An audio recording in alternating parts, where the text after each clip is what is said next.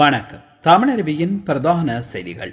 இன்று 20ஆம் தேதி ஏப்ரல் மாதம் 2026ஆம் ஆண்டு திங்கட்கிழமை. இன்றைய பிரதான செய்திகளுக்குள் உங்களை அழைத்து செல்லும் நான் மலரவன். இன்றும் பிரதான செய்திகள் வாயிலாக தாயகம் மற்றும் சர்வதேச செய்திகளோடு இணையலாம். முதலில் தாயக செய்திகள். இன்றைய தினம் நாட்டின் பல பகுதிகளில் மாலை வேளையில் இடியுடன் கூடிய மழை பெய்வதற்கு சாதகமான வளிமண்டல நிலை காணப்படுவதாக வளிமண்டலவியல் திணைக்களம் எதிர்ப்பு கூறியுள்ளது. வளிமண்டலவியல் திணைக்களம் வெளியிட்டுள்ள சமீபத்திய வானிலை முன் அறிவிப்பின்படி மேல் மத்திய சப்ரகமு, ஊவா, வடமேல், வடமத்திய மற்றும் தென் மாகாணங்களின் பிற்பகல் 1 மணிக்கு பின்னர் ஆங்காங்கே மழை அல்லது இடியுடன் கூடிய மழை பெய்யக்கூடும் என தெரிவிக்கப்பட்டது.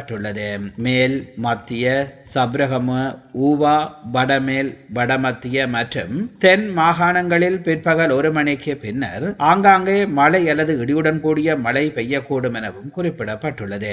அத்துடன் மேல் மற்றும் சப்ரகமு மாகாணங்களில் காலி, மாத்தறை மாவட்டங்களிலும் சில இடங்களில் 50 மில்லிமீட்டர் அளவிலான ஓரளவு பலத்த மழை பெய்யக்கூடும் எனவும் எதிர்பார்க்கப்படுகிறது. நாட்டின் ஏனைய பகுதிகளில் பிரதானமாக வறண்டளவிலான வானிலையே நிலவும். மத்திய சப்ரகமு, ஊவா மற்றும் மேல் மாகாணங்களிலும் காலி, மாத்தறை மாவட்டங்களிலும் அதிகாலை வேளையில் சில இடங்களில் பனிமூட்டமான நிலை காணப்படலாம். இடியுடன் கூடிய மழை பெய்யும் சந்தர்ப்பங்களில் தற்காலிகமாக பலத்த காற்று வீசக்கூடும் என்பதுடனும் மின்னல் தாக்கங்களும் ஏற்பட வாய்ப்பு உள்ளது. இதனால் ஏற்படக்கூடிய பாதிப்புகளை குறைத்துக் கொள்ள தேவையான முன்னெச்சரிக்கை நடவடிக்கைகளை மேற்கொள்ளுமாறு பொதுமக்கள் கேட்டுக் கொள்ளப்படுகிறார்கள். மட்டக்களப்பு சந்திவெளி போலீஸ் பிரிவுக்கு உட்பட்ட சித்தண்டி பிரதேசத்தில் அதிகரித்து வரும் சட்டவிரோத வடி சாராய உற்பத்தியை கட்டுப்படுத்துமாறு கோரி கவனஈர்ப்பு பேரணி முன்னெடுக்கப்பட்டது. மட்டக்களப்பு சித்தண்டி சமூக மட்ட அமைப்புகளின் ஏற்பாட்டில் நடைபெற்ற இந்த பேரணியில் இலங்கை தமிழரசு கட்சி மட்டக்களப்பு மாவட்ட பாராளுமன்ற உறுப்பினர் வைத்தியர் இளைய தம்பி ஸ்ரீநாத், ஏறாவூர் மற்றும் பிரதேச சபை தவிசாளர் மு முரளிதரன், உறுப்பினர்கள், ஆலய நிர்வாகத்தினர், பொது அமைப்புகளின் பிரதிநிதிகள், விளையாட்டு கழக உறுப்பினர்கள் என பலரும் கலந்து கொண்டனர். சித்தண்டி முச்சந்தி பிள்ளையார் ஆலய முன்றலில் ஒன்று கூடிய ஆர்ப்பாட்டக்காரர்கள் பதாகைகளை ஏந்தி கோஷங்களை எழுப்பி பேரணியாக சித்தண்டி இந்து மயான வீதி வரை சென்றனர். ஆர்ப்பாட்டக்காரர்கள் தாயை கொன்றது செய், போதையே எமக்கு தீராத நோய், காப்பாற்று காப்பாற்று, போதையிடமிருந்து சிறுவர்களை காப்பாற்று, பிரதேச செயலாளரை இப்போதாவது கண் திறந்து பார், பாராளுமன்ற உறுப்பினர்களே போதைப் பொருள் தொடர்பாக எமது பிரதேசத்தில் கவனம் எடு, போலீசாரே நடவடிக்கையை துரிதப்படுத்து, அதிகாரம் நம்பிக்கை அதை போதை கும்பலுக்கு ஒப்படைக்காதே, வழக்கறிஞர்களே போதைப் பொருள் வியாபாரிகளுக்காக வாதாடுவதை நிறுத்து, நீதித்துறையே போதைக்கு எதிரான தண்டனையை அதிகப்படுத்து போன்ற வாசகங்கள் கொண்ட பதாகைகளை ஏந்தி கோஷங்களை எழுப்பி ஆர்ப்பாட்டத்தில் ஈடுபட்டனர். போராட்ட முடிவில் தமது கோரிக்கைகள் அடங்கிய மகையரை பாராளுமன்ற உறுப்பினர் வைத்தியர் இளைய தம்பி ஸ்ரீநாத்திடம் கையளித்தனர். கடந்த வெள்ளிக்கிழமை சித்தாண்டியில் மதுபானம் வாங்குவதற்கு பணம் வழங்க மறுத்த தாயை தள்ளி கொலை செய்த சம்பவம் இடம்பெற்றிருந்தமை குறிப்பிடத்தக்கது. கணனி கட்டமைப்பில் ஏற்பட்டிருந்த தொழில்நுட்ப கோளாறுகள் சீர் செய்யப்பட்டதை அடுத்து தற்காலிகமாக நிறுத்தி வைக்கப்பட்டிருந்த தேசிய அடையாள அட்டை விநியோக சேவைகள் இன்று முதல் மீண்டும் ஆரம்பிக்கப்பட உள்ளது. அடையாள அட்டை பெறுவதற்கான உடனடி ஒரு நாள் சேவை இன்று முதல் வழமை போன்று இயங்கும். திணைக்களத்தில் ஏனைய அனைத்து பொது சேவைகளும் இன்று முதல் பொதுமக்களுக்கு கிடைக்கும் என ஆட்பதிவு திணைக்களம் தெரிவித்துள்ளது. தொழில்நுட்ப கோளாறு காரணமாக கடந்த சில நாட்களாக அடையாள அட்டை விநியோகத்தில் தாமதம் ஏற்பட்டிருந்த நிலையில் தற்பொழுது அந்த தடைகள் நீக்கப்பட்டுள்ளதாக திணைக்களம் மேலும் தெரிவித்துள்ளது. அனைத்து அரசு மற்றும் அரச அங்கீகாரம் பெற்ற தனியார் பாடசாலைகளின் கல்வி நடவடிக்கைகள் இன்று மீண்டும் ஆரம்பமாக உள்ளதாக கல்வி அமைச்சு அறிவித்துள்ளது. சிங்கள மற்றும் தமிழ் மொழி பாடசாலைகளுக்கான 2026ஆம் ஆண்டுக்கான 2ஆம் தவணையின் 1ஆம் கட்டம் இன்று ஆரம்பமாகிறது.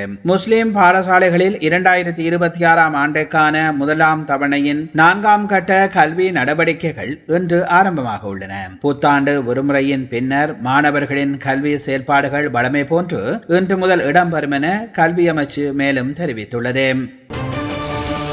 கிளிநொச்சி குமரபுரம் பகுதியில் அடையாளம் தெரியாத நிலையில் மர்மமான முறையில் சடலம் ஒன்று கண்டெடுக்கப்பட்டுள்ள சம்பவம் பெரும் பரபரப்பை ஏற்படுத்தியுள்ளது. குமரபுரம் கிராம அலுவலர் பிரிவுக்கு உட்பட்ட சுட்டதீவு கோவில் அருகே உள்ள வன பகுதியில் சடலம் ஒன்று கிடப்பதாக இரவு போலீசாருக்கு தகவல் கிடைத்த நிலையில் கிளிநொச்சி தலைமை போலீஸ் நிலைய அதிகாரிகள் மற்றும் குற்றப்புலனாய்வு பிரிவினர் சம்பவ இடத்திற்கு விரைந்து விசாரணைகளை மேற்கொண்டனர். அதன்படி மீட்கப்பட்ட சடலம் மிகவும் சிதைந்த நிலையில் காணப்படுவதால் அவர் யார் என்பது இதுவரை உறுதி செய்யப்படவில்லை. உயிரிழந்தவருக்கு சொந்தமான உடைமைகளோ அல்லது குற்றத்துடன் தொடர்புடைய சந்தேகத்துக்கிடமான பொருட்களோ சம்பவ இடத்தில் இதுவரை கண்டெடுக்கப்படவில்லை என போலீசார் தெரிவித்துள்ளனர். இந்த மர்மமான மரணம் குறித்து கிளிநொச்சி நீதிவான் நீதிமன்றத்தில் போலீசார் அறிக்கை சமர்ப்பித்துள்ளனர். நீதிவானின் நேரடி பார்வையிடல் மற்றும் உத்தரவை தொடர்ந்து சடலம் பிரேத பரிசோதனைகளுக்காக கொண்டு செல்லப்பட்டுள்ளது.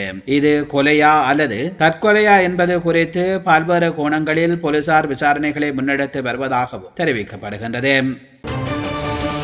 நேர்கள் நீங்கள் பார்த்துக் கொண்டிருப்பது தமிழருவியின் பிரதான செய்திகள் வாயிலாக தாயக செய்திகள். இனி தொடர்ந்தும் இடம்பெறுபவை சர்வதேச செய்திகள். அமெரிக்கா, இஸ்ரேல் மற்றும் இங்கிலாந்து ஆகிய நாடுகளுக்காக உளவு பார்த்ததாக குற்றம் சாட்டிய 51 பேரை ஈரான் உளவுத்துறை அமைப்பு கைது செய்துள்ளது. தென்கிழக்கு ஈரானின் ஹெர்மான் நகரில் இயங்கி வந்த உளவு மற்றும் நாசவேலை தொடர்பான இரகசிய குழுக்களை தகர்த்துள்ளதாக ஈரான் அறிவித்துள்ளது. கைது செய்யப்பட்டவர்கள் உளவு தகவலை சேகரித்தல், ஆயுதங்களை ஒருங்கிணைத்தல் மற்றும் நாட்டின் அமைதியின்மையை தூண்டுதல் போன்ற செயல்களில் ஈடுபட்டதாக குற்றம் சாட்டப்பட்டுள்ளது. இந்த பாரிய சுற்றி வளைப்பின் மூலம் பல உளவு பிரிவுகள் அடையாளம் காணப்பட்டு அவை முற்றுமுழுதாக செயலிழக்க செய்யப்பட்டுள்ளதாகவும் ஈரானிய உளவுத்துறை மேலும் தெரிவித்துள்ளமை இங்கே குறிப்பிடத்தக்கது. டைட்டானிக் கப்பல் விபத்தின் போது உயிர் தப்பிய பயணியொருவர் பயன்படுத்திய பாதுகாப்பு உடை இங்கிலாந்தில் நடைபெற்ற ஏலத்தில் சுமார் 6,70,000 பவுண்ட்களுக்கு விற்பனை செய்யப்பட்டுள்ளது. டைட்டானிக் கப்பல் மூழ்கி 114 ஆண்டுகள் நிறைவடைந்துள்ள நிலையில் உயிர் தப்பிய ஒருவர் பயன்படுத்திய பாதுகாப்பு உடை ஏலத்துக்கு வருவது இதுவே முதல் முறையாகும். 1912ஆம் ஆண்டு இடம்பெற்ற இந்த விபத்தில் உயிர் தப்பிய முதலாம் வகுப்பு பயணியான லாரா மேகல் பிராங்கடெல்லி என்பவரே இதனை பயன்படுத்தியுள்ளார். இந்த பாதுகாப்பு உடையில் லாரா மற்றும் அவருடன் உயிர் தப்பிய சிலரது கையெழுத்துக்களும் இடம்பெற்றுள்ளன. இதில் 12 பைகள் மற்றும் தோள்பட்டை தாங்கிகள் பொருத்தப்பட்டுள்ளன. ஆரம்பத்தில் இந்த உடை 3,50,000 பவுண்ட்கள் வரை மட்டுமே ஏலம் போகும் என எதிர்பார்க்கப்பட்டது. ஆனாலும் உலகெங்கிலும் உள்ள சேகரிப்பாளர்களின் ஆர்வத்தால் இரட்டிப்பு விலைக்கு விற்பனையாகியுள்ளது. இதே ஏலத்தில் டைட்டானிக் மீட்பு படகில் பயன்படுத்தப்பட்ட இருக்கை மெத்தை ஒன்று 3,90,000 பவுண்ட்களுக்கு விற்பனை செய்யப்பட்டது. இதனை அமெரிக்காவின் அருங்காட்சியகம் வாங்கியுள்ளது. டைட்டானிக் விபத்தின் 114ஆம் ஆண்டு நினைவு தினம் கடந்த ஏப்ரல் 14ஆம் தேதி அனுசரிக்கப்பட்ட நிலையில் இந்த ஏலம் உலகளவிய ரீதியில் பெரும் கவனத்தை ஈர்த்துள்ளமை இங்கே குறிப்பிடத்தக்கது.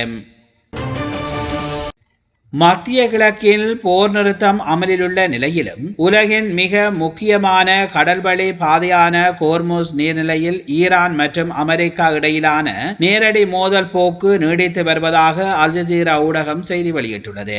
ஈரானின் கடற்படை தளங்கள் மற்றும் கன்னிவெடி அமைக்கும் திறன்கள் அளிக்கப்பட்டு விட்டதாக அமெரிக்கா ஜனாதிபதி டொனால்ட் ட்ரம்ப் தெரிவித்து வந்த போதிலும் ஈரானின் சிறிய ரக படகுகளின் செயல்பாடுகள் அமெரிக்காவிற்கு தொடர்ந்தும் சவாலாக அமைந்துள்ளன.